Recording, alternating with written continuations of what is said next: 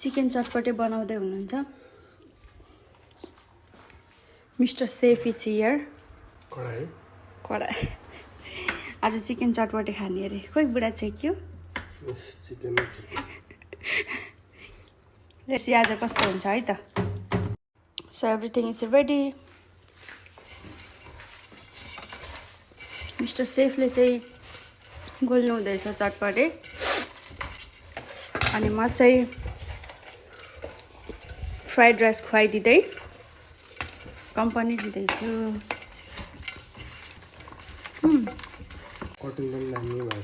looks so yummy